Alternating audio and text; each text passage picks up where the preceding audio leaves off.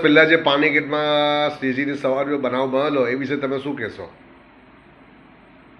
શ્રીજીની સવારી પર જે અંડા માર્યા છે જે છોકરાઓએ, એ આખા મુસ્લિમ સમાજને બદનામ કર્યું છે એમને, અને બહુ શરમજનક આ કાવતરો કર્યો છે.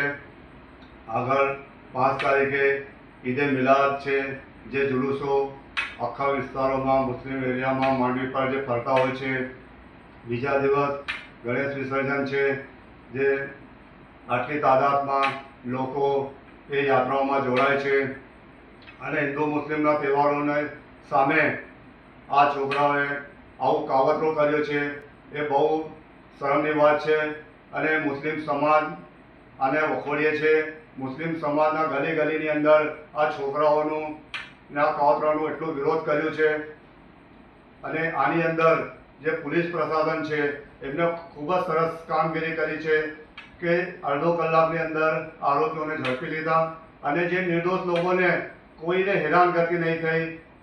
અધિકારીઓએ એકદમ ઊંડાણમાં તપાસ કરી છે. એમને ખૂબ જ એમને સારી રીતે આ તપાસ કરીને જે કસૂરવાર છે એમને ઝડપી લીધા છે, અને એને ખૂબ એમને શિક્ષા આપવી જોઈએ. મસ્તાન બાવા દરગાહ કમિટી પણ આ ઘટનાનો વિરોધ કરે છે. હું આદિદાસ સગીર શેખ બોલું બાપુ.